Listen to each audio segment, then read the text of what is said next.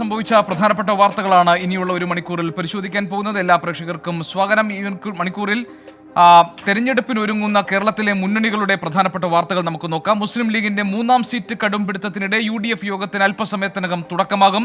വയനാടോ കണ്ണൂരോ വടകരയോ വേണം എന്ന ഉറച്ച നിലപാടിലാണ് മുസ്ലിം ലീഗ് ഉള്ളത്. രാജ്യ തലസ്ഥാനത്ത് കർഷക പ്രക്ഷോഭം കൊടുമ്പിരി കൊള്ളുകയാണ്. ശംഭുവിൽ വീണ്ടും സംഘർഷമുണ്ടായി. താങ്ങുവില നിയമം ഉടൻ സാധ്യമല്ലെന്ന് ആവർത്തിക്കുന്ന കേന്ദ്ര സർക്കാർ കർഷകരെ വീണ്ടും ചർച്ചയ്ക്ക് ക്ഷണിച്ചിട്ടുണ്ട്. വയനാട്ടിനും കണ്ണൂരിനും പുറമെ പാലക്കാട്ട് നിന്നും കോഴിക്കോട്ട് നിന്നും വന്യജീവി ആക്രമണത്തിന്റെ വാർത്തകളും ഇന്ന് വന്നു. ഇന്ന് സംഭവിച്ച പ്രധാനപ്പെട്ട വാർത്തകൾ പരിശോധിക്കാം. എല്ലാ പ്രേക്ഷകർക്കും സ്വാഗതം.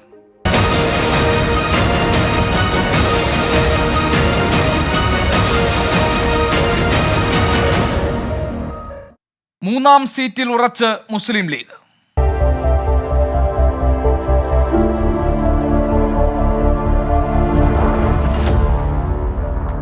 ലോക്സഭാ തെരഞ്ഞെടുപ്പിൽ 3ാം സീറ്റ് വേണമെന്ന ആവശ്യത്തിൽ ഉറച്ച് മുസ്ലിം ലീഗ്. വയനാട് സീറ്റ് വേണം എന്നതാണ് ആവശ്യം. വയനാട് ലഭിച്ചില്ലെങ്കിൽ കണ്ണൂരോ വടകരയോ ആവശ്യപ്പെടാനും ലീഗ് നേതൃയോഗത്തിൽ തീരുമാനമായി. UDFൽ ലോക്സഭാ തെരഞ്ഞെടുപ്പിനുള്ള സീറ്റ് വിഭജനം ഇന്ന് പൂർത്തിയാകും. വൈകിട്ട് 5 മണിക്ക് ചേരുന്ന UDF ഏകോപന സമിതി യോഗത്തിന് ശേഷം സീറ്റ് വിഭജനം സംബന്ധിച്ച് ഔദ്യോഗിക പ്രഖ്യാപനമുണ്ടാകും. കോൺഗ്രസ് 16 സീറ്റിൽ മത്സരിക്കും. 3ാം സീറ്റ് ആവശ്യം പരിഗണിക്കാനാകില്ലെന്ന് മുസ്ലിം ലീഗിനെ അറിയിക്കും. മുസ്ലിം ലീഗിന്റെ പിന്തുണയുള്ളതുകൊണ്ടാണ് കോൺഗ്രസ് നിലനിൽക്കുന്നതെന്ന് LDF കൺവീനർ EP ജയരാജൻ പ്രതികരിച്ചിരിക്കുന്നു. ലീഗ് തനിച്ച് മത്സരിച്ചാൽ കോൺഗ്രസ് ഗതികേടിലാകുമെന്നും EP ജയരാജൻ ഇന്ന് പറഞ്ഞു. ലീഗ് കോൺഗ്രസ് കൊടുത്ത് ലീഗ് മത്സരിക്കേണ്ട അവസ്ഥ ലീഗിനുണ്ടോ? അതുകൊണ്ടാണ് ഞാൻ പറഞ്ഞത് 952 മദിരാശി സംസ്ഥാനത്ത് 5 MLA-മാരുണ്ടായിരുന്നു ലീഗിന്, ഒരു MP ഉണ്ടായിരുന്നു. 62 2 MP-മാരുണ്ടായിരുന്നു. കോൺഗ്രസുമായി യോജിച്ചല്ല മത്സരിച്ചത്. അവർക്ക് ഇപ്പോഴും 2 സീറ്റാണ്. മുസ്ലിം ലീഗിനെ കുറിച്ച് ആലോചിക്കുന്ന ചിന്തിക്കുന്ന ആളുകൾക്കൊക്കെ കാര്യങ്ങളുടെ വ്യക്തതയുണ്ട്. എന്റെ അഭിപ്രായത്തിൽ തലിച്ച് മത്സരിച്ച കോൺഗ്രസ് ഗതികേടിലാവും. മുസ്ലിം ലീഗ് ഇന്നുള്ളതിനേക്കാളും സീറ്റ് നേടിയേക്കാം. UDF യോഗത്തിന്റെ വിവരങ്ങൾ നൽകാൻ സലീം മാലിക് നമ്മളോടൊപ്പം ചേരുന്നുണ്ട്. അതോടൊപ്പം തന്നെ ലീഗ് 3ാം സീറ്റ് എന്ന കടുംപിടുത്തത്തിൽ നിൽക്കുമ്പോൾ ഏത് തരത്തിലാണ് ഈ പ്രശ്നങ്ങൾ പരിഹരിക്കപ്പെടാൻ സാധ്യതയുള്ളത്? ഷഫീദ് റാവുത്തർ നമ്മളോടൊപ്പം തിരുവനന്തപുരത്ത് ഉണ്ടാകും. സലീം, 3ാം സീറ്റ് എന്ന ആവശ്യത്തിൽ മുസ്ലിം ലീഗ് ഉറച്ചു നിൽക്കുകയാണെങ്കിൽ UDF ഈ വിഷയത്തെ എങ്ങനെ കൈകാര്യം ചെയ്യും? വെറുതെ പറയുകയല്ല, വയനാടോ അതല്ലെങ്കിൽ വടകരയോ കണ്ണൂരോ എന്ന ആവശ്യം ലീഗ് മുന്നോട്ട് വെച്ചിരിക്കുകയാണല്ലോ. ഇതിനകത്തൊരു സമവായത്തിലെത്താൻ കഴിയും UDF യോഗത്തിൽ എന്ന് പറയാറായിട്ടുണ്ടോ? 5 മണിക്കാണല്ലോ UDFന്റെ യോഗം ചേരാനിരിക്കുന്നത്. വിശദാംശങ്ങൾ എന്തൊക്കെയാണ് സലേം? ഗോപി, ഇനി UDF ഏകോപന സമിതി യോഗം ചേരാൻ മണിക്കൂറുകൾ പോലുമില്ല. അപ്പോഴും ഈ UDFലെ പ്രതിസന്ധി പരിഹരിക്കാൻ എന്ത് ഫോർമുല മുന്നോട്ട് വയ്ക്കും എന്നുള്ള കാര്യത്തിൽ ഒരു വ്യക്തത കുറവുണ്ട് എന്നുള്ളത് തന്നെയാണ് മുന്നണിയെ ഏറ്റവും വലിയ പ്രതിരോധത്തിലാക്കുന്നത്. കാരണം മുസ്ലിം ലീഗ് ആദ്യം 3ാം സീറ്റ് എന്നൊരു ആവശ്യം ഉന്നയിച്ചപ്പോൾ അത് സ്വാഭാവികമായ ഒരു ആവശ്യം, അതിനപ്പുറത്തേക്ക് അത് കടക്കില്ല എന്ന് കോൺഗ്രസ് നേതാക്കൾക്ക് ഉറപ്പായിരുന്നു. സാധാരണ എല്ലാ പാർലമെന്റ് തെരഞ്ഞെടുപ്പിന് മുൻപും ഇത്തരത്തിലൊരു ആവശ്യം മുന്നോട്ട് വയ്ക്കുന്നതാണ്. ആ നിലയിലൊരാവശ്യം എന്ന നിലയിൽ മാത്രമായിരുന്നു നേതാക്കൾ അതിനെ പരിഗണിച്ചത്. ആ നിലയിൽ അവരോട് ആ ചർച്ച മുന്നോട്ട് പോവുകയും ചെയ്തതാണ്. അവസാന നിമിഷം അവരെ അനുനയിപ്പിക്കാൻ കഴിയും എന്നുള്ളതും കരുതിയതാണ്. പക്ഷേ ഓരോ ദിവസം കഴിയും തോറും അവർ ആ ഡിമാൻഡ് കൂട്ടിക്കൊണ്ടുവരികയായിരുന്നു. മാത്രമല്ല, ആ ഡിമാൻഡിൽ നിന്ന് പുറകിലേക്ക് പോകാൻ ഒരു ഘട്ടത്തിലും തയ്യാറായില്ല എന്നുള്ളതുകൂടി പ്രധാനപ്പെട്ട കാര്യമാണ്. അത് സാധാരണഗതിയിലുള്ള UDF യോഗത്തിൽ മാത്രമല്ല, നേതാക്കന്മാർ തമ്മിലുള്ള അല്ലാത്ത അനൗദ്യോഗികമായ സംസാരത്തിലും സംഭാഷണത്തിലും ഒക്കെയും 3ാം സീറ്റ് എന്ന ആവശ്യത്തിൽ ലീഗ് നേതാക്കൾ ഉറച്ചു നിന്നു. അതിന് ഒടുവിലാണ് കഴിഞ്ഞ ആഴ്ച ഇത്തരത്തിൽ UDF ഏകോപന സമിതി യോഗം ചേർന്നപ്പോൾ എല്ലാം ഫൈനൽ റിസൾട്ടായി പറയാമെന്നായിരുന്നു അന്ന് കുഞ്ഞാലിക്കുട്ടി മറുപടി പറഞ്ഞത്. ഏതുവരെയായി ചർച്ച എന്നുള്ളതിലല്ല കാര്യം, അതിൻ്റെ അന്തിമ റിസൾട്ട് എന്താണ് എന്നുള്ളതിലാണ് എന്നായിരുന്നു കുഞ്ഞാലിക്കുട്ടിയുടെ മറുപടി. അതിന് പിന്നീട് 14-ാം തീയതി ഇന്ന് ഏകോപന സമിതി ചേരുമെന്നും അറിയിച്ചിരുന്നു. പക്ഷേ അതിനു മുൻപ് 13-ാം തീയതി ഇന്നലെ ഒരിക്കൽ കൂടി ഒരു ഉഭയകക്ഷി ചർച്ച കോൺഗ്രസുമായി വേണം എന്ന് ലീഗ് നേതൃത്വം ആവശ്യപ്പെട്ടിരുന്നതാണ്. അതിന് കോൺഗ്രസ് നേതൃത്വം തയ്യാറായില്ല. അതിന് പകരം അതല്ലാത്ത നിലയിലുള്ള ചർച്ചകളായിരുന്നു തുടർന്നു കൊണ്ടുപോയിക്കൊണ്ടിരുന്നത്. അത് കൂടുതൽ പ്രതിസന്ധിയിലേക്കാണ് കാര്യങ്ങൾ എത്തിക്കുന്നത് എന്നുള്ള നിലയിലൊരു സൂചനയാണ് ഇപ്പോൾ നിൽക്കുകയാണെങ്കിൽ അല്ലെങ്കിൽ അങ്ങനെ ഒരു സാഹചര്യത്തെ UDF മുന്നിൽ കാണുന്നുണ്ടോ? അങ്ങനെയാണെങ്കിൽ എന്തായിരിക്കും കോൺഗ്രസ് സ്വീകരിക്കാൻ പോകുന്ന ഒരു സമീപനം? എന്തൊക്കെ സൂചനകളാണ് നമുക്ക് കിട്ടുന്നത്? ഗോപി, നിലവിൽ കോൺഗ്രസിനെ സംബന്ധിച്ചിടത്തോളം കോൺഗ്രസ് മുന്നോട്ട് വെക്കാൻ പോകുന്ന ലീഗ് കൂടി ആഗ്രഹിക്കുന്ന ഒരു ഓഫർ അത് രാജ്യസഭാ സീറ്റാണ്. ഒഴിവ് വരുന്ന രാജ്യസഭാ സീറ്റിലേക്ക് മുസ്ലിം ലീഗിന്റെ പ്രതിനിധിയെ മത്സരിപ്പിക്കണം എന്നുള്ളത് ലീഗിന്റെ മുൻപിലുള്ള ഒരു ആവശ്യമാണ്.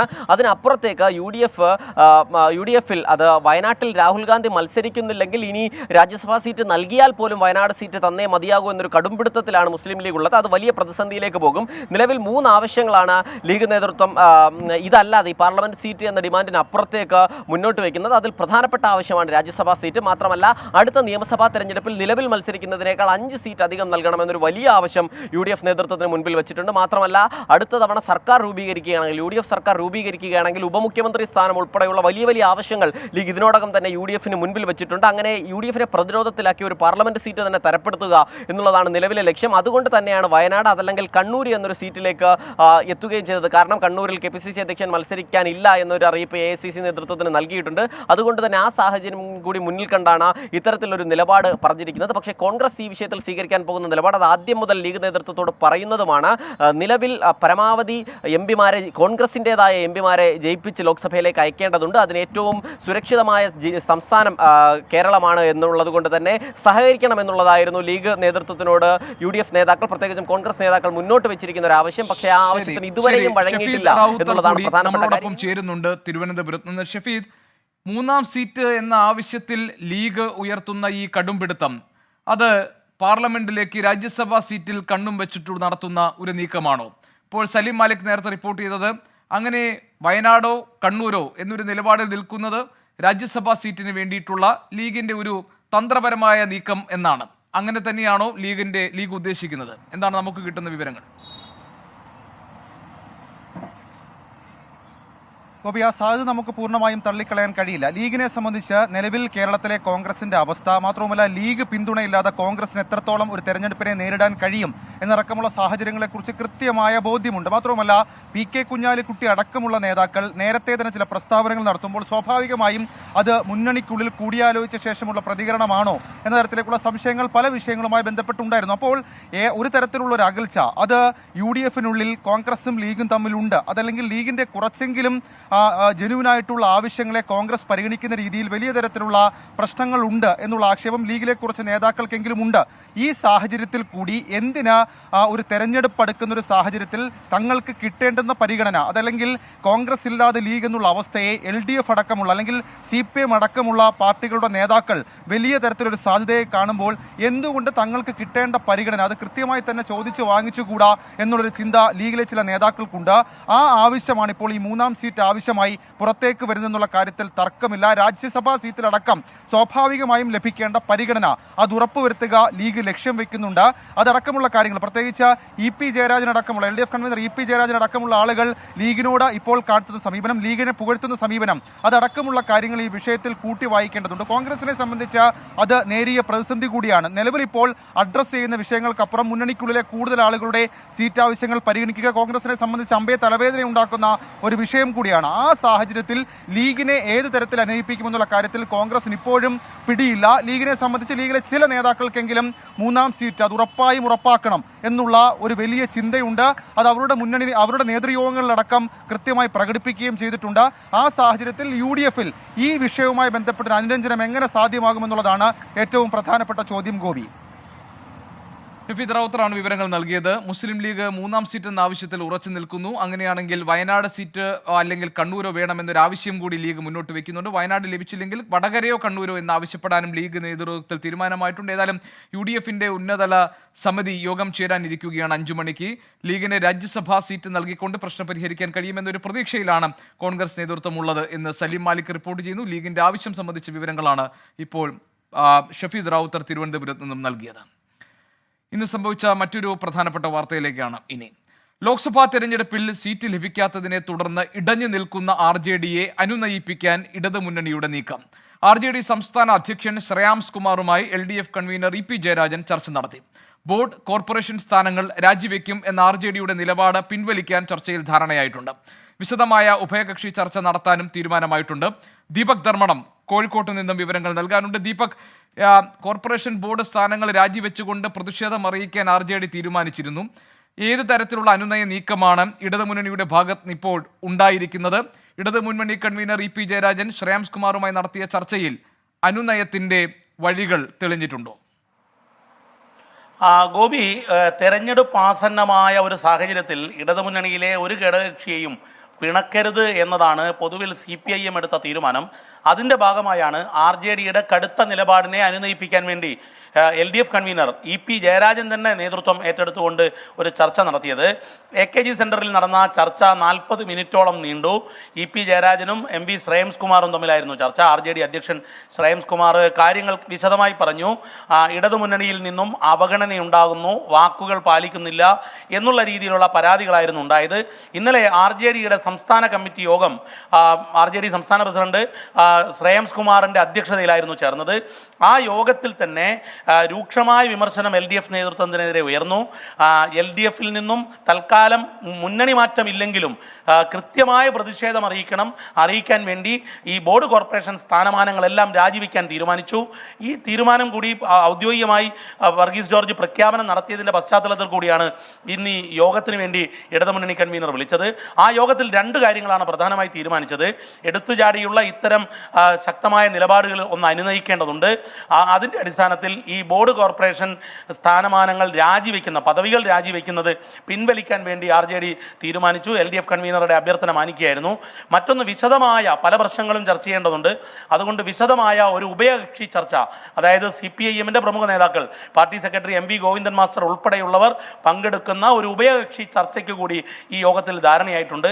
ഏതായാലും RJD ഉയർത്തിയ ഒരു വെല്ലുവിളി അല്ലെങ്കിൽ ഒരു കലാപത്തിന് താൽക്കാലിക വെടിനിർത്തലായി എന്ന് വേണം നമുക്ക് കരുതാൻ. അതായത് എന്തെങ്കിലും ഒരു ഉറപ്പോ വാഗ്ദാനമോ നൽകിക്കൊണ്ടാണോ ഈ ചർച്ചകൾ അവസാനിപ്പിച്ചത്? ഒന്ന്, പ്രധാനമായും നിങ്ങളുടെ ആവശ്യങ്ങൾ ന്യായമാണ്. അതിലേറ്റവും പ്രധാനപ്പെട്ട കാര്യം, ഈ RJDയേക്കാൾ സ്വാധീനം കുറഞ്ഞ കൊച്ചു പാർട്ടികൾക്ക് പോലും മന്ത്രിമാരുണ്ട്. മാത്രമല്ല 2.5 വർഷം കഴിഞ്ഞ് INLന്റെ മന്ത്രിയെ മാറ്റിക്കൊണ്ട് കോൺഗ്രസ് എസിൻ്റെ രാമേന്ദ്രൻ കടന്നപ്പള്ളിയെ മന്ത്രിയാക്കി. അവരെക്കാൾ സ്വാധീനം ഞങ്ങൾക്കുണ്ട്, RJDക്കുണ്ട്, അതായത് പഴയ LJDക്ക് ഉണ്ട് എന്നുള്ളതാണ് ശ്രേയാംസ് കുമാർ പ്രധാനമായും പറഞ്ഞത്. ആ അർത്ഥത്തിൽ ഒരുപക്ഷെ ഒരു മന്ത്രിമാറ്റം ഉൾപ്പെടെയുള്ള കാര്യങ്ങൾ നടന്നില്ല. ഇത്തരം കാര്യങ്ങളെല്ലാം ന്യായമാണ്. അതുകൊണ്ട് തന്നെ ഇത് അനുഭാവപൂർവ്വം പരിഗണിക്കാം. പക്ഷേ ഇപ്പോൾ ഈ ഒരു പെട്ടെന്ന് തെരഞ്ഞെടുപ്പ് ഘട്ടത്തിൽ എന്തെങ്കിലും ഒരു തീരുമാനം പെട്ടെന്ന് പറയാൻ സാധിക്കില്ല. CPIMന്റെ സെക്രട്ടേറിയറ്റിൽ കൂടി ഈ വിഷയങ്ങൾ പാർട്ടിയിൽ ചർച്ച ചെയ്യേണ്ടതുണ്ട് എന്നുള്ള ഒരു നിലപാടാണ് EP ജയരാജൻ ശ്രേയാംസ് കുമാറിനോട് പറഞ്ഞിരിക്കുന്നതെന്നാണ് നമുക്ക് ലഭിക്കുന്ന വിവരം. ഗോപി, ശരി. ദീപക് ധർമ്മടമാണ് കോഴിക്കോട്ട് നിന്നും വിവരങ്ങൾ നൽകിയത്. മറ്റൊരു വാർത്തയിലേക്ക്. ഡൽഹിയിൽ കർഷക രോഷം.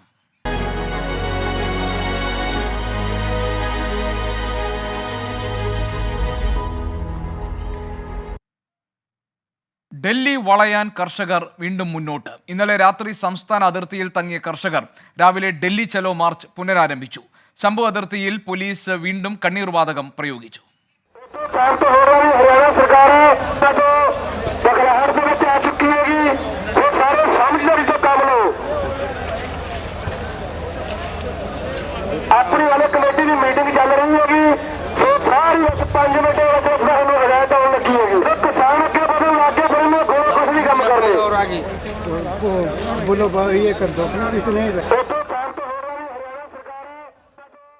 താങ്ങുവില നിയമം ഉടൻ സാധ്യമല്ലെന്ന് ആവർത്തിക്കുന്ന കേന്ദ്ര സർക്കാർ കർഷകരെ വീണ്ടും ചർച്ചയ്ക്ക് വിളിച്ചിട്ടുണ്ട്. കർഷകർക്ക് പിന്തുണയുമായി കോൺഗ്രസ് രാജ്യവ്യാപകമായി പ്രതിഷേധ സംഗമങ്ങൾ സംഘടിപ്പിക്കാൻ തീരുമാനിച്ചിരിക്കുന്നു. വിവരങ്ങളുമായി സിംഗു അതിർത്തിയിൽ നിന്ന് ഞങ്ങളുടെ പ്രതിനിധി നിതിൻ അംബുജൻ. അതോടൊപ്പം തന്നെ കേന്ദ്ര സർക്കാർ വീണ്ടും കർഷക സംഘടനകളെ ചർച്ചയ്ക്ക് വിളിച്ചിരിക്കുന്ന സാഹചര്യത്തിൽ അതിന്റെ സാധ്യതകൾ എന്തൊക്കെയാണ് എന്ന് വിശദീകരിക്കാൻ R രാധാകൃഷ്ണൻ നമ്മളോടൊപ്പം ചേരുന്നുണ്ട്. RKയിലേക്കാണ് ആദ്യം. RK, കേന്ദ്ര സർക്കാർ 2ാം വട്ടവും ചർച്ചയ്ക്ക് സന്നദ്ധരായിരിക്കുന്നു. ഈ ചർച്ചയിൽ ഇപ്പോൾ താങ്ങുവിലയ്ക്ക് നിയമസാധുത വേണം എന്ന കർഷക സംഘടനകളുടെ പ്രധാന ആവശ്യത്തിൽ എന്തെങ്കിലും ഒരു തീരുമാനത്തിൽ അല്ലെങ്കിൽ ഒരു വിട്ടുവീഴ്ചയ്ക്ക് കേന്ദ്ര സർക്കാർ തയ്യാറാകുമോ? എന്തൊക്കെ മുൻ ഉപാധികളോടുകൂടിയായിരിക്കും ഈ ചർച്ച നടക്കാൻ പോകുന്നത്?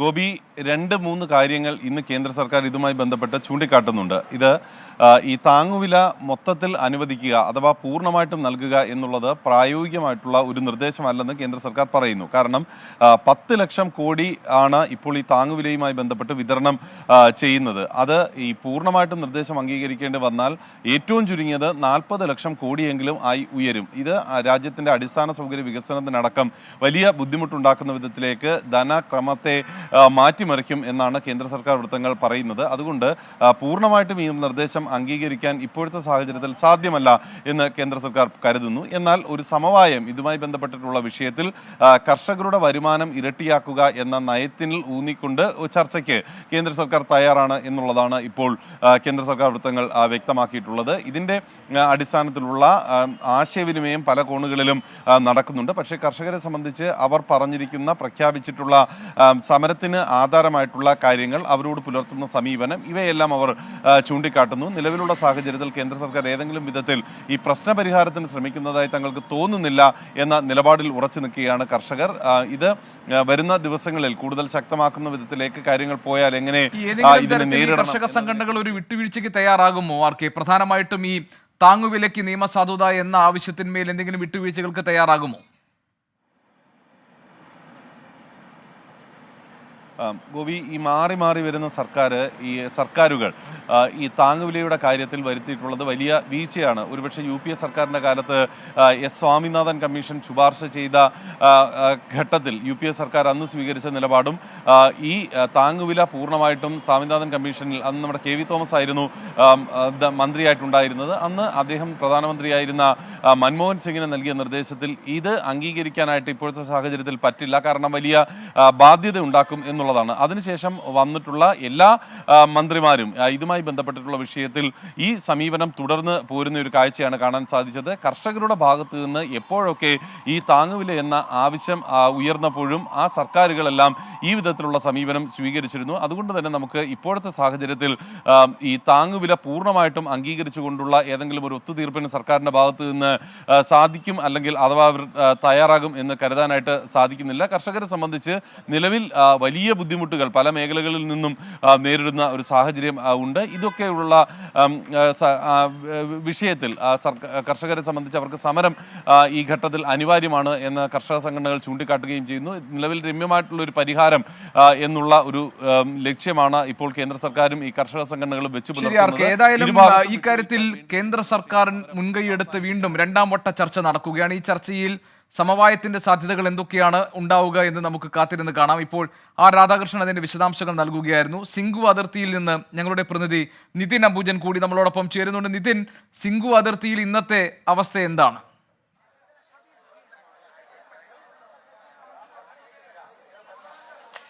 ഗോപി, ഇന്നലത്തേക്കാൾ കൂടുതൽ സുരക്ഷാ ക്രമീകരണങ്ങൾ ഇവിടെ സിംഗു അതിർത്തിയിൽ ഒരുക്കിയിട്ടുണ്ട്. കൂടുതൽ സേനകളെ ഇവിടെ വിന്യസിച്ചിരിക്കുകയാണ്. ഇപ്പോൾ ഏറ്റവും പ്രധാനമായും നമുക്ക് ദൃശ്യങ്ങൾ തന്നെ കാണാം, നിരവധി ബാരിക്കേഡുകൾ കൂടുതൽ ഇവിടെ സ്ഥാപിച്ചു.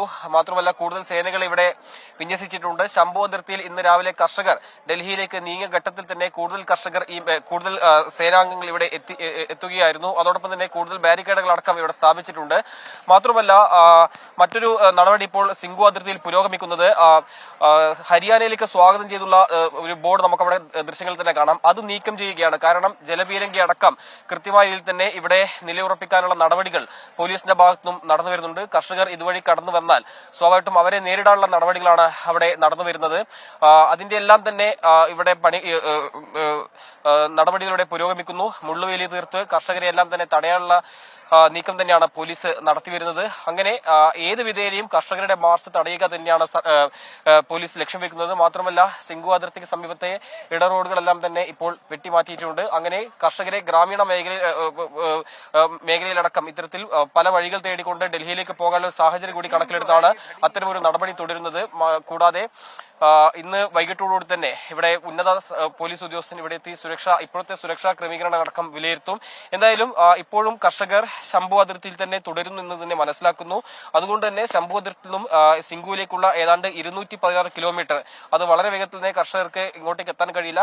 സമാനമായി തന്നെ ശംഭു അതിർത്തിക്ക് സമാനമായി തന്നെ അംബാല, കുരുക്ഷേത്ര, പാനിപ്പത്ത്, സോണിപ്പത്ത് അടക്കമുള്ള വിവിധ സ്ഥലങ്ങളിലും ഇത്തരത്തിലുള്ള നിയന്ത്രണങ്ങൾ പോലീസിന്റെ ഭാഗത്തുനിന്നും ഒരുക്കിയിട്ടുണ്ട്. ഇതെല്ലാം മറികടന്നാൽ മാത്രമേ കർഷകർക്ക് സിംഗുവിലേക്ക് വരാൻ സാധിക്കുകയുള്ളൂ.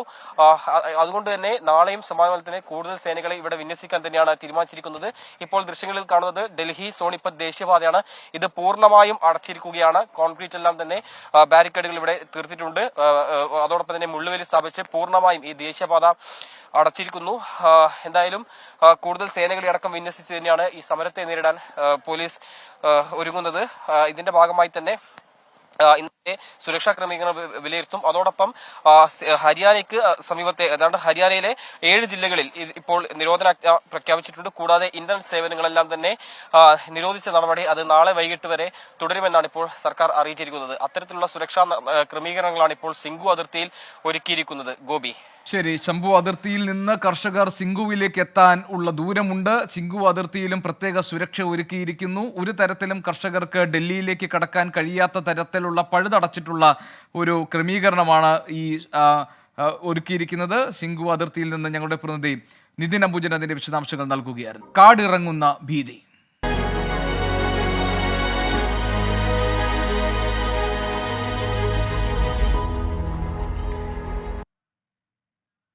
കാടിറങ്ങി വരുന്ന വന്യജീവികൾ ഇപ്പോൾ സ്ഥിരം കാഴ്ചയാണ് കേരളത്തിൽ. ഇന്നും അത്തരത്തിലുള്ള ഒരുപാട് വാർത്തകൾ വന്നിട്ടുണ്ട്. വയനാട് പടമലയിൽ കടുവ ഇറങ്ങിയെന്ന് നാട്ടുകാർ. കടുവയെന്ന് സംശയിക്കുന്ന ജീവി റോഡിന് കുറുകെ പായുന്നതിന്റെ ദൃശ്യങ്ങൾ പടമല പള്ളിയുടെ CCTV-യിൽ നിന്ന് ലഭിച്ചിട്ടുണ്ട്.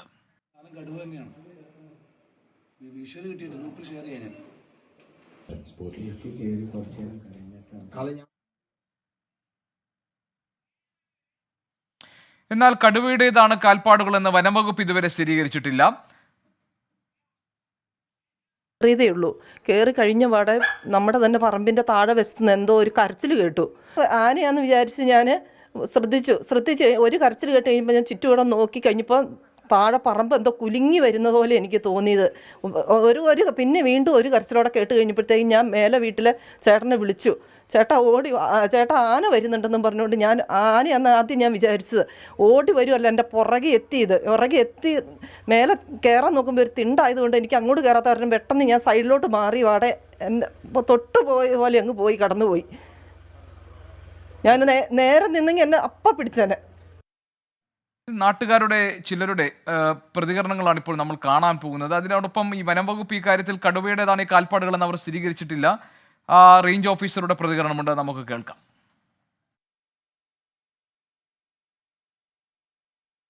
അപ്പോൾ അവർ കണ്ടു എന്ന് പറയുന്നു 3 പേര്. അപ്പോൾ നോക്കാം, ഞങ്ങൾ കൂടി സെർച്ച് ചെയ്യട്ടെ പോയിട്ട്. ഇവിടെ ഈ കാടിനോട് ചേർന്നുള്ള ഭാഗമാണ്. ഇവിടെ കടുവയുടെ ഒരു പ്രസൻസ് 54 ഭാഗത്തുണ്ട്. അതങ്ങനെ പ്രശ്നമുള്ള ഇതായിട്ട് തോന്നിയിട്ടില്ല. അപ്പോൾ ഞങ്ങളൊന്ന് സെർച്ച് ചെയ്യട്ടെ, എന്താണെന്ന് കൺഫേം ചെയ്തിട്ട് പറയാം. നമുക്കിവിടെ ഒണ്ടയങ്ങാടി ഉണ്ട്. ഒണ്ടയങ്ങാടി ഫോറസ്റ്റ് ആണ്. പിന്നെ ഈ വൈൽഡ് ലൈഫിൻ്റെ ഏരിയ വരുന്നുണ്ട്. കാട്ടിക്കുളം ഭാഗം വരുന്നുണ്ട്. ഞങ്ങൾ ഇന്നോട് 2 ടീം പെട്രോളിംഗ് കൂടെ എന്തായാലും ഉണ്ടാവും. രാത്രി പെട്രോളിംഗ്, ഫുൾ ടൈം പെട്രോളിംഗ് ഉണ്ടാവും. വെപ്പൺസ് ഇറക്കം ഉണ്ടാവും. അപ്പോൾ എന്തെങ്കിലും ഇൻഫർമേഷൻ കിട്ടുകയാണെങ്കിൽ ഞങ്ങൾ ഉടനെ അറിയിക്കാൻ ഓൾറെഡി പാസ് ചെയ്തിട്ടുണ്ട്. അവരോട് പറഞ്ഞിട്ടുണ്ട്. ഫുൾ ടൈം ഞങ്ങൾ ഉണ്ടാവും, അവിടെ പെട്രോളിംഗ് ഉണ്ടാവും. അതേസമയം കൊട്ടിയൂരിൽ നിന്ന് പിടികൂടിയ കടുവ തൃശൂർ മൃഗശാലയിലേക്ക് മാറ്റുന്നതിനിടെ ചത്തു. കടുവയ്ക്ക് ഗുരുതര പ്രശ്നമുണ്ടെന്ന് കണ്ടെത്തിയിരുന്നില്ലെന്ന് കണ്ണൂർ DFO K കാർത്തിക് പറഞ്ഞു. അന്വേഷിച്ച് റിപ്പോർട്ട് നൽകാൻ chief wild life warden D ജയപ്രസാദിനോട് വനമന്ത്രി AK Saseendran ആവശ്യപ്പെട്ടിട്ടുണ്ട്. പുൽപ്പള്ളിയിൽ ഇറങ്ങിയ കടുവയെ പിടികൂടണമെന്നാവശ്യപ്പെട്ട് വനംവകുപ്പ് ഉദ്യോഗസ്ഥരെ നാട്ടുകാർ തടഞ്ഞുവെച്ചു. ചെതലയം റേഞ്ച് ഓഫീസർ ഉൾപ്പെടെയുള്ളവർക്കെതിരെയാണ് പ്രതിഷേധം. ജനപ്രതിനിധികൾ അടക്കമുള്ളവരാണ് ഉദ്യോഗസ്ഥരെ തടഞ്ഞുവെച്ചത്.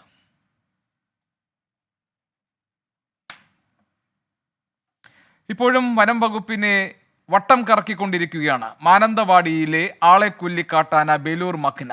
ബാവലി പരിസരത്ത് തുടരുന്ന ആനയെ പിടികൂടാൻ 4ാം ദിവസവും ശ്രമം തുടരുകയാണ്. മറ്റൊരു മോഴയാനയുടെ സാന്നിധ്യവും അടിക്കാടുമാണ് ദൗത്യത്തിന് വെല്ലുവിളിയാകുന്നത്. പാലക്കാട്ട് നിന്ന് മറ്റൊരു സമാന വാർത്ത ഇതിനകത്ത് വന്നിട്ടുണ്ട്. ധോണിയിലും കഞ്ചിക്കോടും അട്ടപ്പാടിയിലും കാട്ടാന ഇറങ്ങി. ധോണിയിൽ സ്കൂളിനടുത്തെത്തിയ കൊമ്പൻ വാഴകൃഷി നശിപ്പിച്ചു. കോഴിക്കോട് വിലങ്ങാട് ജനവാസ മേഖലയിൽ വീണ്ടും കാട്ടാന ഇറങ്ങിയിട്ടുണ്ട്. കാട്ടാനക്കൂട്ടം വ്യാപകമായി കൃഷി നശിപ്പിച്ചു. പുൽപ്പള്ളിയിലെ വിവരങ്ങൾ നൽകാൻ അരുൺ പാറക്കലുണ്ട്. പുൽപ്പള്ളിയിൽ പടമലയിലെ സംഭവങ്ങൾ വിവരിക്കും. അതോടൊപ്പം തന്നെ കൊട്ടിയൂരിൽ കടുവ ചത്ത സംഭവത്തിന്റെ വിശദാംശങ്ങൾ അരുൺ പൂപ്പറമ്പ കണ്ണൂരിൽ നിന്ന് നൽകും. വയനാട് ബേലൂർ മഖ്ന ദൗത്യം എന്തായി എന്നതിന്റെ വിശദാംശങ്ങൾ സുർജിത്ത് അയ്യപ്പത്തും പാലക്കാട്ട് കാട്ടാനയുടെ സാന്നിധ്യം ഉണ്ടായിരിക്കുന്നു. അതിന്റെ വിവരങ്ങൾ നിഖിൽ പ്രമേഷും കോഴിക്കോട്ട് കാട്ടാനയെ കണ്ടതിന്റെ വിശദാംശങ്ങൾ അഭിജിത്ത് മുഴക്കുന്നും നമുക്ക് നൽകും. അരുൺ പാറക്കൽ, എന്താണ് പുൽപ്പള്ളിയിലെ അവസ്ഥ ഇപ്പോൾ?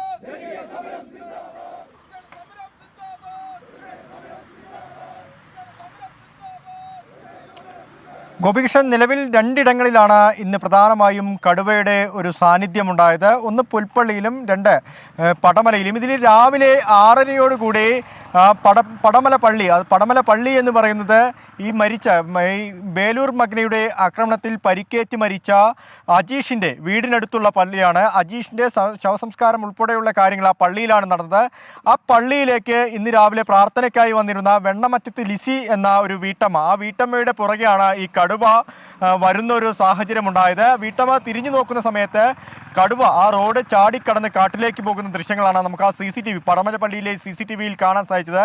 ആ സമയം മുതൽ തന്നെ വലിയ രീതിയിലുള്ള പ്രതിഷേധം നാട്ടുകാർ അവിടെ ഉയർത്തിയിരുന്നു. ഏകദേശം 1.5 മണിക്കൂറോളം നേരം പടമല പള്ളിക്ക് മുന്നിൽ പ്രതിഷേധമുണ്ടായി. തുടർന്ന് വനംവകുപ്പ് ഉദ്യോഗസ്ഥരെത്തി നാട്ടുകാരുമായി ചർച്ച ചെയ്ത് കാര്യങ്ങൾ തീരുമാനിച്ചു. മുഴുവൻ സമയവും രാത്രിയും പകലും ആ പ്രദേശത്ത്, പടമല പ്രദേശത്ത്, ഈ കുറുക്കൻമൂല എന്ന് പറയുന്ന സ്ഥലമാണ്, ആ കുറുക്കൻമൂല പടമല പ്രദേശത്ത് കൃത്യമായ ഒരു സുരക്ഷ ഏർപ്പെടുത്തുമെന്ന് വനംവകുപ്പ് അറിയിച്ചു. അതിൻ്റെ അടിസ്ഥാനത്തിലാണ് ഇപ്പോൾ ആ സമരം, പടമലയിലെ സമരം അവസാനിപ്പിച്ചത്. മറ്റൊന്ന് പുൽപ്പള്ളിയിലാണ്. പുൽപ്പള്ളി സുരഭിക്കവല എന്ന പ്രദേശത്താണ്. ഇവിടെ കഴിഞ്ഞ 1 മാസത്തിലധികമായി കടുവയുടെ സാന്നിധ്യം നിരന്തരമായി കണ്ടുവരുന്നു.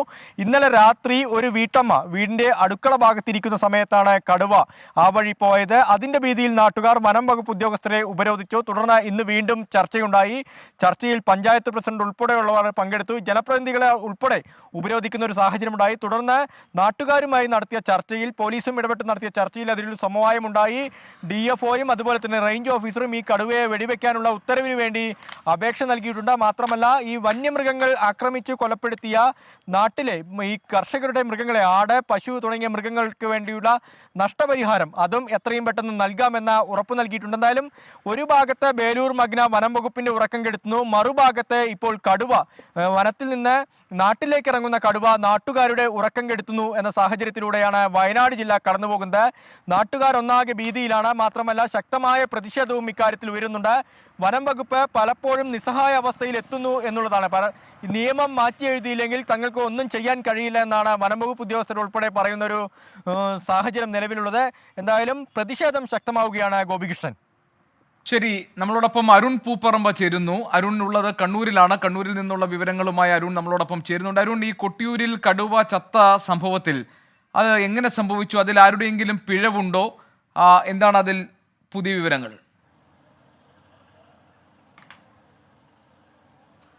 ഗോപികൃഷ്ണൻ, ഇന്നലെ ഈ കടുവയെ പിടികൂടുന്ന ദൗത്യം വനംവകുപ്പിനെ സംബന്ധിച്ച് ഏറെ ശ്രമകരമല്ലായിരുന്നു. അത് കൃത്യമായി ഈ കമ്പിവേലിയിൽ കുടുങ്ങിയതിനാൽ വളരെ പെട്ടെന്ന് തന്നെ ദൗത്യം പൂർത്തീകരിക്കാൻ വനംവകുപ്പിന് സാധിച്ചിരുന്നു. എന്നാൽ അതിനെ പിടികൂടി പിന്നീടാണ് ശേഷം ഈ രാത്രി ഈ തൃശ്ശൂരിലേക്ക് മാറ്റി. അതിനെ തുടർന്നുണ്ടായ സംഭവവികാസങ്ങളാണ് ശരിക്കും വനംവകുപ്പിനെ ഇപ്പോൾ സമ്മർദ്ദത്തിലാക്കിയിരിക്കുന്നത്. അതിൽ കൂടുതൽ വ്യക്തത, ഈ കടുവ ചത്തതുമായി ബന്ധപ്പെട്ട് കൂടുതൽ വ്യക്തത ഇപ്പോഴും വരാനുണ്ട്. എന്താണ് മരണകാരണം എന്നുള്ളതിൽ പോസ്റ്റ്മോർട്ടം റിപ്പോർട്ട് ലഭിച്ചാൽ മാത്രമേ ഒരു കൃത്യമായ ഒരു വ്യക്തതയുണ്ടാവൂ. ഇപ്പോൾ വയനാട് പൂക്കോട് വെറ്ററിനറി ആശുപത്രിയിൽ അതിൻ്റെ പോസ്റ്റ്മോർട്ടം നടപടികൾ അന്തിമഘട്ടത്തിലാണ് എന്നതാണ് നമുക്കിപ്പോൾ ലഭ്യമാകുന്ന വിവരം. പോസ്റ്റ്മോർട്ടം പ്രാഥമിക റിപ്പോർട്ടെങ്കിലും ഇന്ന് ലഭ്യമാകും. എന്താണ് മരണകാരണം എന്നതിൽ അങ്ങനെ മാത്രമേ ഒരു വ്യക്തതയുണ്ടാകൂ. എന്തായാലും ഏറെ സങ്കീർണമായി ഈ വിഷയവും മാറുകയാണ്.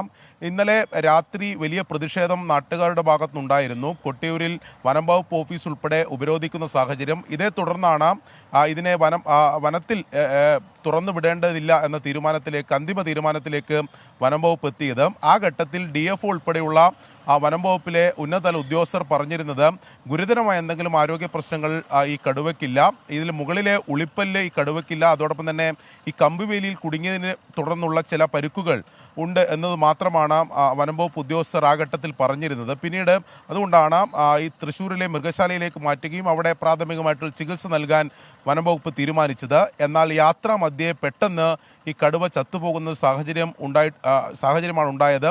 എന്താണ് സംഭവിച്ചതെന്നതിൽ കൃത്യമായൊരു ഒരു സ്ഥിരീകരണമോ വ്യക്തതയോ ഇതുവരെ ഉണ്ടായിട്ടില്ല എന്നതാണ് ഏറ്റവും പ്രധാനപ്പെട്ട കാര്യം. ഈ കമ്പിവേലിയിൽ കുടുങ്ങിയ ഘട്ടത്തിലോ അല്ലെങ്കിൽ അതിനു മുമ്പോ ഈ വനത്തിൽ വച്ചോ എന്തെങ്കിലും ഈ കടുവക്ക് മറ്റെന്തെങ്കിലും ഗുരുതരമായിട്ടുള്ള ആരോഗ്യ പ്രശ്നങ്ങൾ ഉണ്ടായിട്ടുണ്ടോ എന്ന കാര്യത്തിൽ ഇന്നലെ നടത്തിയ പരിശോധന, അതായത് വെറ്റിനറി ഡോക്ടേഴ്സിന്റെ സംഘം നടത്തിയ പരിശോധനയിൽ ഒന്നും കണ്ടെത്താൻ സാധിച്ചിരുന്നില്ല. ഈ സംഭവത്തിന് ശേഷം നമ്മൾ കണ്ണൂർ DFOയോട് സംസാരിച്ച ഘട്ടത്തിലും കൊട്ടിയൂരിൽ നിന്ന് ഈ കടുവയെ കൊണ്ടുപോകുന്ന ഘട്ടത്തിൽ എന്തെങ്കിലും ഒരു ഗുരുതര പ്രശ്നം അല്ലെങ്കിൽ ഈ മരണത്തിനിടയാക്കുന്ന തരത്തിലുള്ള എന്തെങ്കിലും ഒരു ഗുരുതര പ്രശ്നം ഈ കടുവക്കുണ്ടായിരുന്നില്ല എന്ന് കൃത്യമായി തന്നെ വ്യക്തമാക്കിയിരുന്നു. പിന്നീട് ഈ യാത്രാ മധ്യേ എന്ത് സംഭവിച്ചു, അല്ലെങ്കിൽ നേരത്തെ തന്നെ ഈ കടുവക്ക് എന്തെങ്കിലും ആന്തരികമായി എന്തെങ്കിലും ഗുരുതരമായിട്ടുള്ള പ്രശ്നങ്ങളുണ്ടോ എന്ന് കണ്ടെത്തേണ്ടതുണ്ട്. എന്തായാലും നിർണായകമാവുക പോസ്റ്റ്മോർട്ടം റിപ്പോർട്ടാണ്. പോസ്റ്റ്മോർട്ടം നടപടികൾ പോസ്റ്റ്മോർട്ടം റിപ്പോർട്ടിന് ശേഷമേ കടുവ ചത്തത് എന്തുകൊണ്ടാണ് എന്ന കാര്യത്തിൽ വ്യക്തതയുണ്ടാവൂ. അരുൺ പൂപ്പറമ്പയാണ് ഇപ്പോൾ വിവരങ്ങൾ നൽകിയത്. കണ്ണൂരിൽ നിന്ന് സുർജിത്ത് അയ്യപ്പത്ത് കൂടി നമ്മളോടൊപ്പം ചേരുന്നു. വയനാട് നിന്നും സുർജിത്ത്, ഈ ബേലൂർ മക്കന ദൗത്യം എന്തായി? ഇപ്പോൾ എന്താണ് സാഹചര്യം?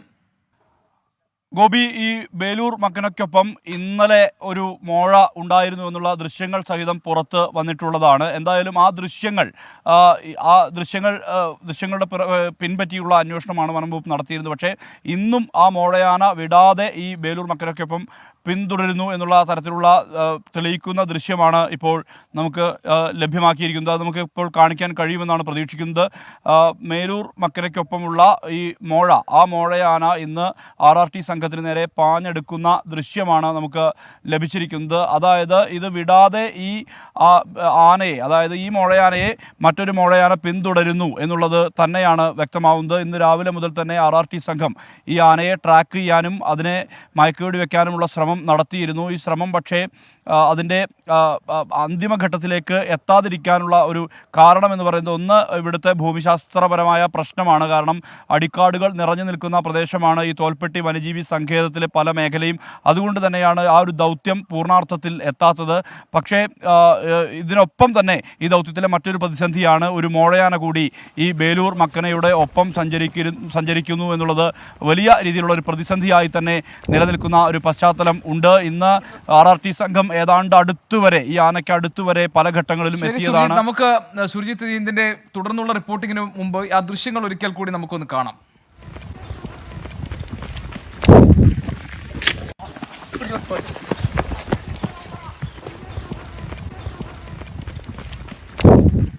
ശരി സുർജിത്ത്, പറഞ്ഞോളൂ. ഇതാണ് ആ ദൃശ്യം. അതായത് ഈ വനംവകുപ്പ് ഉദ്യോഗസ്ഥർ ഇന്ന് രാവിലെ മുതൽ തന്നെ ഈ ആനയെ പിന്തുടരുന്ന ഒരു സ്ഥിതിയുണ്ട്. ആനയ്ക്ക് അടുത്ത് വരെ എത്തുന്നു. പക്ഷേ പലപ്പോഴും പ്രതിസന്ധിയാവുന്നത് ഒന്ന്, ഈ കുറ്റിക്കാട്ടിൽ ആന പലപ്പോഴും ഒളിച്ച് നിൽക്കുന്ന ഒരു നില, പെട്ടെന്ന് ഒഴിഞ്ഞു മാറുന്ന നില, വേഗത്തിൽ ഓടി മാറുന്ന സ്ഥിതി, ഇതൊക്കെ തന്നെയാണ് ഈ ദൗത്യത്തിലെ ഏറ്റവും വലിയ പ്രതിസന്ധി. പക്ഷേ ഇതിൽ മറ്റൊരു പ്രതിസന്ധി കൂടി വന്നെത്തിയിരിക്കുന്നു. അത് ഇതിനൊപ്പം ഒരു മോഴയാന ഇന്നലെ മുതൽ സഞ്ചരിച്ചുകൊണ്ടിരിക്കുന്നു എന്നുള്ളതാണ്. ഇന്നലെ നാഗർഹോളെ വനത്തിൽ നിന്നാണ് ഏറ്റവും കൂടുതൽ സിഗ്നൽ ലഭിച്ചത്. അതിനുശേഷം ഇത് വീണ്ടും വയനാട് വന്യജീവി സങ്കേതത്തിലേക്ക്, അതായത് തോൽപ്പെട്ടി മേഖലയിലേക്ക് തന്നെ എത്തുന്ന സ്ഥിതിയുണ്ട്.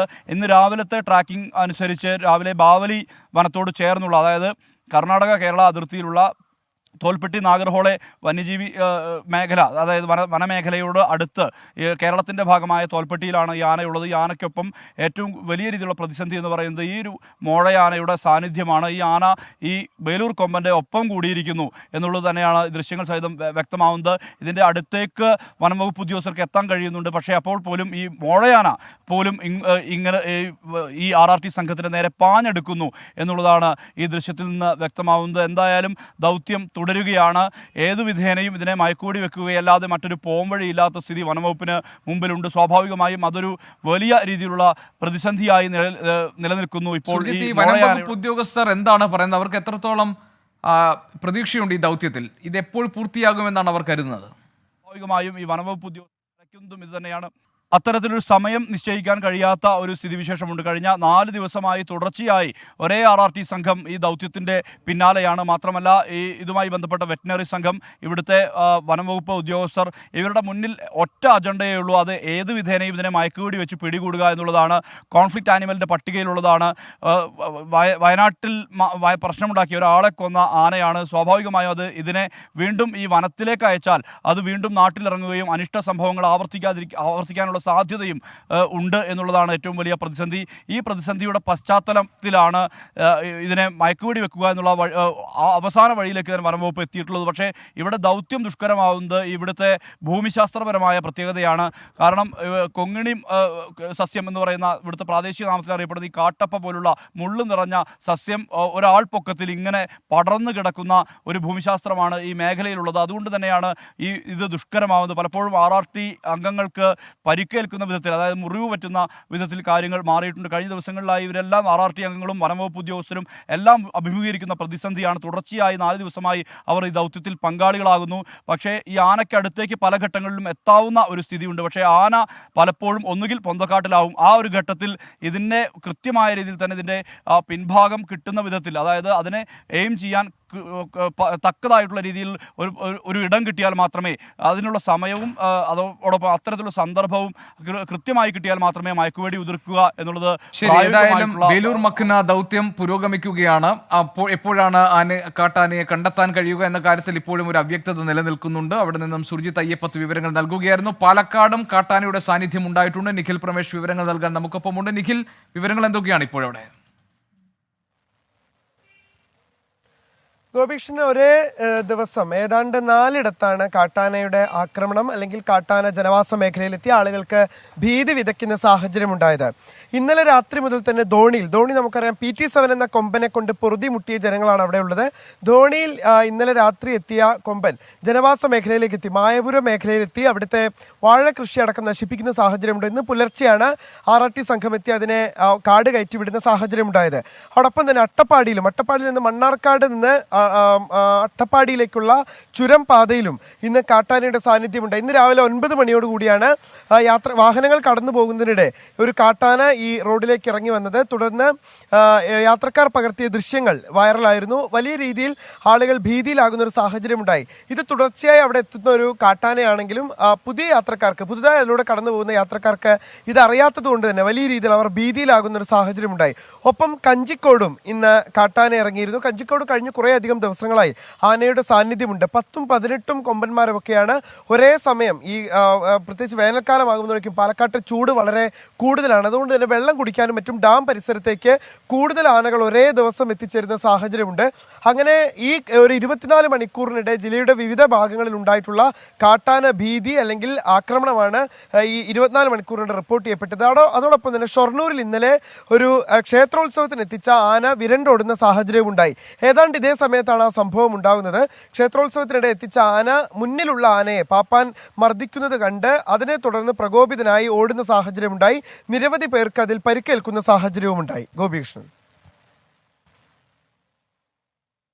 ശരി, നിഖിൽ പ്രമേഷാണ് വിവരങ്ങൾ നൽകിയത് പാലക്കാട് നിന്ന്. നമ്മളോടൊപ്പം ഇനി അഭിജിത്ത് മുഴക്കുന്ന് ഉണ്ട് കോഴിക്കോട്ട് നിന്ന്. വിലങ്ങാട് കാട്ടാനയുടെ സാന്നിധ്യം ഉണ്ടായിരിക്കുന്നു. അഭിജിത്ത് അതിന്റെ വിവരങ്ങൾ നൽകും. അഭിജിത്ത്, പറയൂ, എന്താണ് വിലങ്ങാട് നിന്നുള്ള വിവരങ്ങൾ? കാട്ടാനയുടെ സാന്നിധ്യം ജനങ്ങളെ ഭീതിയിലാക്കിയോ?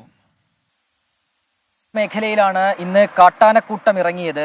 നേരത്തെ 2 ദിവസം മുൻപും സമാനമായ രീതിയിൽ പ്രദേശത്ത് ഒരു ഒറ്റയാനിറങ്ങി ഭീതി വിതച്ചിരുന്നു. അന്നും ഈ കൃഷിയൊക്കെ നശിപ്പിക്കുന്ന സാഹചര്യമുണ്ടായി. ഇന്നും പുലർച്ചെ ഏതാണ്ട് 3 മണിയോടടുപ്പിച്ചാണ് ഈ കാട്ടാനക്കൂട്ടം ജനവാസ മേഖലയിലേക്ക് ഇറങ്ങിയത്. ഇന്നും കൃഷി വ്യാപകമായ രീതിയിൽ ഇവിടെയുള്ള കൃഷി നശിപ്പിച്ചു. തെങ്ങ് കടപുഴകി വീഴുന്ന സാഹചര്യം, വാഴത്തോട്ടം നശിപ്പിച്ചു. ഒപ്പം ഇവിടെ ഈ പ്രദേശങ്ങളിലെ വീടുകളിലേക്ക് വെള്ളം കൊണ്ടുപോകുന്ന പൈപ്പുകൾ നശിപ്പിച്ച സാഹചര്യം. ഇത്തരത്തിൽ ഈ ജനവാസ മേഖലയെ ഒന്നാകെ ഭീതിയിലാഴ്ത്തിക്കൊണ്ടാണ് കാട്ടാനക്കൂട്ടം ഇന്ന് എത്തിയത്. ഇതിനുശേഷം ഇവ വനത്തിലേക്ക് തിരിച്ചുപോയി എന്നുള്ളതാണ് നമുക്കറിയാനായി സാധിച്ചത്. ഞാൻ സൂചിപ്പിച്ചതുപോലെ കഴിഞ്ഞ ദിവസം 2 ദിവസം മുൻപാണ് ഒരു ഒറ്റയാൻ എത്തിയത്. അന്നും സമാനമായ രീതിയിൽ കൃഷി നശിപ്പിച്ചിരുന്നു. അന്ന് നാട്ടുകാരും വനം വകുപ്പ് ഉദ്യോഗസ്ഥരൊക്കെ ചേർന്ന് പടക്കം പൊട്ടിച്ച് ആനയെ ഈ ഒറ്റക്കൊമ്പനെ കാട്ടിലേക്ക് തുരത്തുകയായിരുന്നു. ഈ നാട്ടുകാർ പറയുന്നത് ഇത് ഒരു കേവലം ഒറ്റപ്പെട്ട സംഭവമല്ല. കഴിഞ്ഞ കുറേ ദിവസങ്ങളായി, കഴിഞ്ഞ ഒരു വർഷത്തിനിടെ കണക്കെടുത്തു നോക്കുകയാണെങ്കിൽ ഏതാണ്ട് 10ഓളം തവണ, 10ൽ കൂടുതൽ തവണ ആനകൾ ജനവാസ മേഖലയിലേക്ക് എത്തുന്ന ഒരു സാഹചര്യം ഉണ്ടായിരുന്നു. പ്രധാന കാരണം കണ്ണവം വനമേഖലയോട് ചേർന്ന് കിടക്കുന്ന ഒരു പ്രദേശമാണ്. അതിനാൽ തന്നെ കാട്ടാനകൾ നിരന്തരം ഇറങ്ങി വരുന്ന ഒരു സാഹചര്യമുണ്ട്. സ്വത്തിനും ജീവനും തന്നെ ഭീഷണിയാകുന്ന രീതിയിൽ കാട്ടാനക്കൂട്ടം ജനവാസ മേഖലയിലേക്ക് ഇറങ്ങുന്ന ഒരു സാഹചര്യം നിലനിൽക്കുന്നുണ്ട്. നാട്ടുകാർ ആവശ്യപ്പെടുന്ന ഒരു പരിഹാരം വൈദ്യുതി വേലി കെട്ടുക എന്നുള്ളതാണ്. ഏതാണ്ട് 2 കിലോമീറ്റർ കെട്ടണം എന്നുള്ള ഒരു ആവശ്യം നാട്ടുകാരുടെ ഭാഗത്ത് നിന്ന് ഉയരുന്നുണ്ട്. അഭിജിത്ത് മുഴക്കുന്നാണ് വിവരങ്ങൾ നൽകിയത്. കോഴിക്കോട് വിലങ്ങാടാണ് കാട്ടാന ആയുടെ സാന്നിധ്യമുണ്ടായതും ജനങ്ങളെ ഭീതിയിലാക്കിയതും. DBFS മാർക്കറ്റ് വ്യൂ സമർപ്പിക്കുന്നത് DBFS wealth management and non banking finance.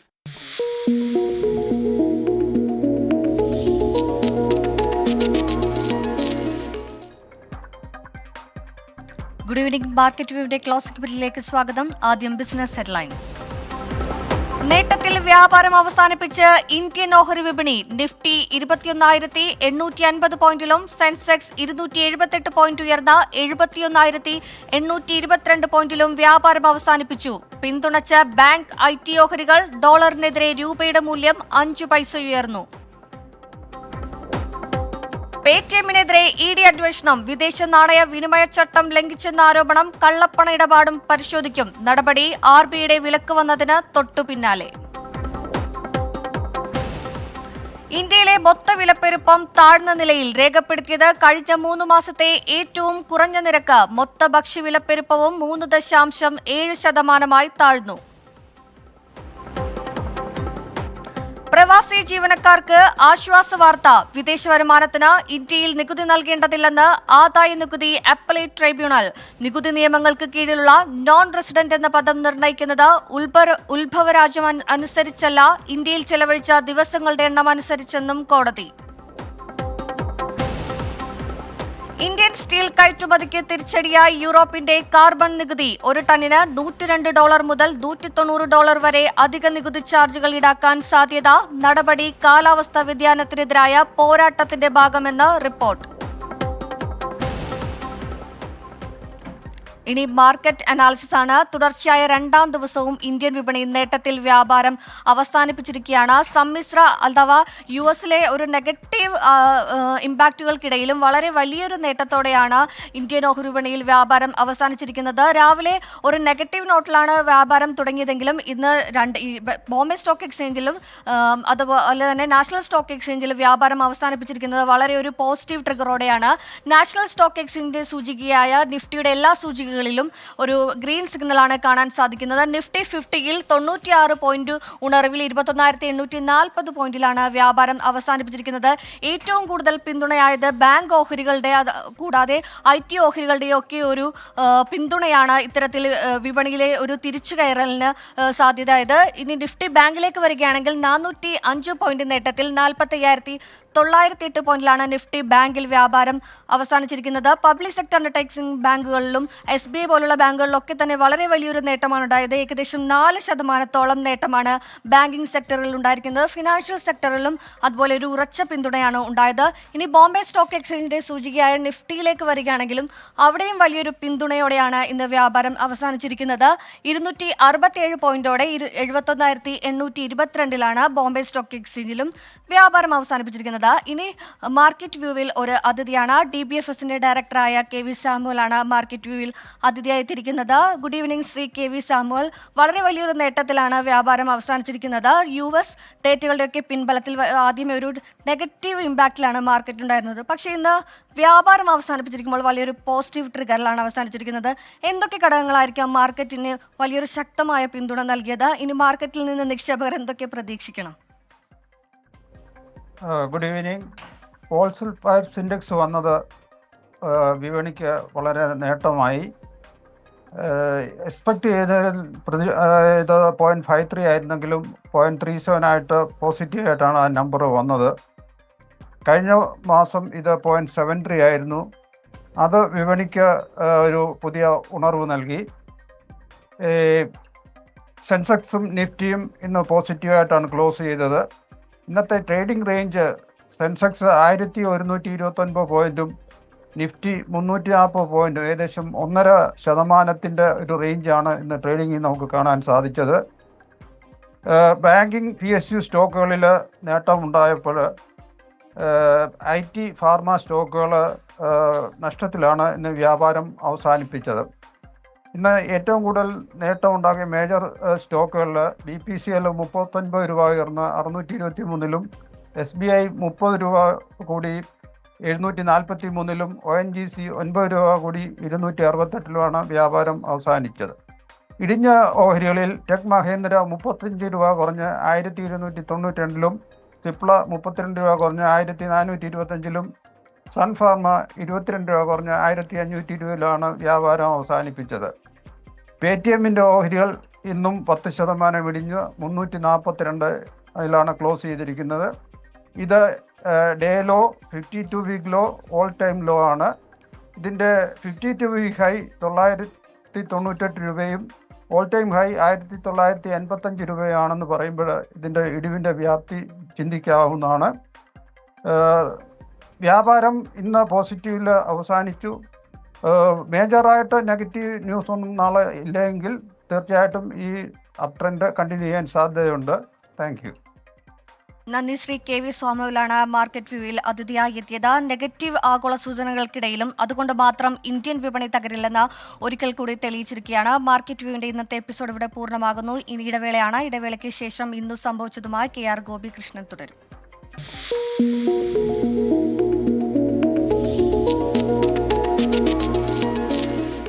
ഇന്ന് സംഭവിച്ചത് തുടരുന്നു. മറ്റു വാർത്തകളുമായി. രാജസ്ഥാനിൽ നിന്ന് രാജ്യസഭയിലേക്ക് നാമനിർദ്ദേശ പത്രിക സമർപ്പിച്ചു സോണിയാഗാന്ധി. BJP അധ്യക്ഷൻ JP നദ്ദ ഗുജറാത്തിൽ നിന്ന് മത്സരിക്കും. കേന്ദ്ര സഹമന്ത്രി L മുരുകൻ മധ്യപ്രദേശിൽ നിന്ന് രാജ്യസഭയിലേക്ക് മത്സരിക്കും. കോൺഗ്രസ് വിട്ട് BJPയിൽ ചേർന്ന അശോക് ചവാൻ മഹാരാഷ്ട്രയിൽ നിന്ന് മത്സരിക്കും. കേന്ദ്രമന്ത്രിമാരായ മൻസുഖ് മണ്ഡവ്യയ്ക്കും പുരുഷോത്തം രൂപാലയ്ക്കും രാജ്യസഭാ സീറ്റ് നൽകിയിട്ടില്ല. കോൺഗ്രസ് നേതാക്കളായ അഭിഷേക് മനു സിംഗ്വി ഹിമാചൽ പ്രദേശിൽ നിന്നും ഡോക്ടർ അഖിലേഷ് പ്രസാദ് സിംഗ് ബീഹാറിൽ നിന്നും ചന്ദ്രകാന്ത് ഹന്താരെ മഹാരാഷ്ട്രയിൽ നിന്നും മത്സരിക്കും. ബൽറാം നെടുങ്ങാടി ഡൽഹിയിൽ നിന്ന് വിവരങ്ങൾ നൽകാനുണ്ട്. ബൽറാം, ഇക്കുറി മത്സരരംഗത്തേക്ക് ഇല്ല റായ്ബറേലിയിൽ നിന്ന് സോണിയാഗാന്ധി തീരുമാനിച്ചതിന്റെ പശ്ചാത്തലത്തിലാണല്ലോ രാജസ്ഥാനിൽ നിന്ന് രാജ്യസഭയിലേക്ക് സോണിയ മത്സരിക്കാൻ എത്തുന്നത്. മറ്റേതൊക്കെ സ്ഥാനാർത്ഥിത്വത്തെക്കുറിച്ചാണ് ഇപ്പോൾ ചിത്രം വ്യക്തമായിരിക്കുന്നത്? ഗോപികൃഷ്ണൻ, സോണിയാഗാന്ധി ഇത്തവണ അനാരോഗ്യത്തെ തുടർന്ന് ലോക്സഭാ തിരഞ്ഞെടുപ്പിൽ മത്സരിക്കുന്നില്ല. കാരണം തനിക്ക് മണ്ഡലത്തിലെത്തി ജനങ്ങളുമായി സംസാരിക്കാൻ കഴിയില്ല എന്ന് അറിയിച്ചതോടെയാണ് രാജ്യസഭയിലേക്ക് അവരെ പരിഗണിക്കാൻ കോൺഗ്രസ് നേതൃത്വം തീരുമാനിച്ചത്. ഇതിന്റെ അടിസ്ഥാനത്തിൽ ഇന്ന് സോണിയാഗാന്ധി ജയ്പൂരിലെത്തി നാമനിർദ്ദേശ പത്രിക സമർപ്പിച്ചു. മുൻ മുഖ്യമന്ത്രി അശോക് ഗെഹ്ലോട്ട്, ഒപ്പം തന്നെ രാഹുൽ ഗാന്ധി, പ്രിയങ്ക ഗാന്ധി എന്നിവർക്കൊപ്പം എത്തിയാണ് സോണിയാഗാന്ധി നാമനിർദ്ദേശ പത്രിക സമർപ്പിച്ചത്. കർണാടക, ഹിമാചൽ പ്രദേശ് എന്നീ സംസ്ഥാനങ്ങൾ കൂടി തങ്ങളുടെ സംസ്ഥാനത്തു നിന്നും സോണിയ നാമനിർദ്ദേശ പത്രിക നൽകണമെന്ന് ആവശ്യപ്പെട്ടിരുന്നെങ്കിലും ഒരു ഹിന്ദി ഹൃദയഭൂമി സംസ്ഥാനത്ത് നിന്ന് തന്നെ പത്രിക സമർപ്പിക്കാൻ സോണിയാഗാന്ധി തീരുമാനിക്കുകയായിരുന്നു. ഇതുകൂടാതെ കോൺഗ്രസിന്റെയും BJPയുടെയും മറ്റ് സ്ഥാനാർത്ഥികൾ സംബന്ധിച്ചുള്ള ചിത്രവും വ്യക്തമാക്കിയിരിക്കുകയാണ്. കോൺഗ്രസ് പ്രഖ്യാപിച്ച രണ്ടാമത്തെ പട്ടികയനുസരിച്ച് കർണാടകയിൽ നിന്നും അജയ് മാക്കനെ മത്സരിപ്പിക്കാൻ തീരുമാനിച്ചിട്ടുണ്ട്. കൂടാതെ മുതിർന്ന നേതാവ് രേണുക ചൗധരി തെലങ്കാനയിൽ നിന്നും മത്സരിക്കുന്നുണ്ട്. ഒപ്പം തന്നെ BJPയുടെ സ്ഥാനാർത്ഥി പട്ടികയെ സംബന്ധിച്ചും വ്യക്തത വന്നിരിക്കുന്നു. BJP അധ്യക്ഷൻ JP നദ്ദ ഗുജറാത്തിൽ നിന്നും മത്സരിക്കുന്നുണ്ട്. ഇതുകൂടാതെ മഹാരാഷ്ട്രയിൽ നിന്നും ഉള്ള 3 സ്ഥാനാർത്ഥികളെയും BJP പ്രഖ്യാപിച്ചിരിക്കുന്നു.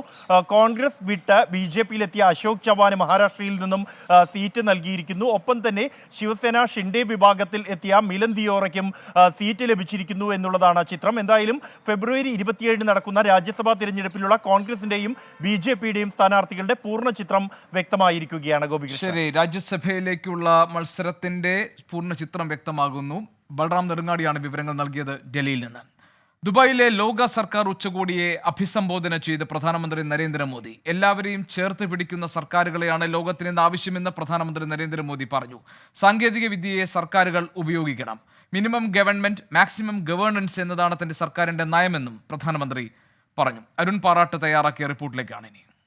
ഇന്ത്യൻ പ്രധാനമന്ത്രി നരേന്ദ്രമോദിയുടെ UAE സന്ദർശനം പുരോഗമിക്കുകയാണ്. ഇന്ന് 2ാം ദിവസമാണ് അദ്ദേഹം UAEയിൽ സന്ദർശനം നടത്തുന്നത്. ഇന്ന് അദ്ദേഹത്തിൻ്റെതായിട്ട് 2 പ്രധാനപ്പെട്ട പരിപാടികളാണ് ഉണ്ടായിരുന്നത്. ഒന്ന് ലോക സർക്കാർ ഉച്ചകോടിയും രണ്ടാമത്തത് അബുദാബിയിലുള്ള BAPS ഹിന്ദു മന്ദിറിൻ്റെ സമർപ്പണവും. ഇതിൽ ലോക സർക്കാർ ഉച്ചകോടിയെ അഭിസംബോധന ചെയ്ത് നരേന്ദ്രമോദി ഏതാനും നിമിഷങ്ങൾക്ക് മുമ്പ് സംസാരിച്ചു കഴിഞ്ഞു. അതോടൊപ്പം തന്നെ ലോക സർക്കാർ ഉച്ചകോടിയിൽ വെച്ച് UAE വൈസ് പ്രസിഡന്റ് പ്രധാനമന്ത്രിയും ദുബായ് ഭരണാധികാരിയുമായ His Highness Sheikh Mohammed bin Rashid Al Maktoum ഉൾപ്പെടെയുള്ള ലോക നേതാക്കളുമായി പ്രധാനമന്ത്രി നരേന്ദ്രമോദി ചർച്ച നടത്തുകയും ചെയ്തു.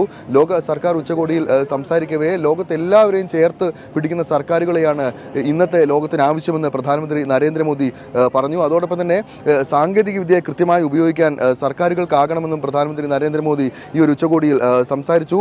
സാങ്കേതിക വിദ്യയെ മാറ്റത്തിന് വേണ്ടി ഉപയോഗിക്കണമെന്നാണ് പ്രധാനമന്ത്രി നരേന്ദ്രമോദി പറഞ്ഞിരിക്കുന്നത്. ക്രിപ്റ്റോ കറൻസി ഉൾപ്പെടെയുള്ള വിഷയങ്ങളും പ്രധാനമന്ത്രിയുടെ പ്രസംഗത്തിൽ പരാമർശിക്കപ്പെട്ടു. ക്രിപ്റ്റോ കറൻസി ഉൾപ്പെടെയുള്ള വിഷയങ്ങളിൽ കൃത്യമായ നിയമനിർമ്മാണത്തിന് ലോകരാജ്യങ്ങളെല്ലാം തന്നെ തന്നെ തയ്യാറാകണമെന്നാണ് പ്രധാനമന്ത്രി നരേന്ദ്രമോദി തന്റെ പ്രസംഗത്തിൽ സൂചിപ്പിച്ചത്. അതോടൊപ്പം തന്നെ തന്റെ ഭരണ നേട്ടങ്ങൾ, ഈ കഴിഞ്ഞ 10 വർഷത്തിനുള്ളിൽ ഇന്ത്യ കൈവരിച്ച നേട്ടങ്ങളെക്കുറിച്ചും പ്രധാനമന്ത്രി നരേന്ദ്രമോദി ലോക സർക്കാർ ഉച്ചകോടിയിൽ ലോക രാജ്യങ്ങളെ അഭിസംബോധന ചെയ്ത് സംസാരിക്കവേ പറഞ്ഞു. എന്തായാലും ഇന്ന് ഉച്ചയ്ക്ക് ശേഷം പ്രധാനമന്ത്രി നരേന്ദ്രമോദി അബുദാബിയിലെത്തും.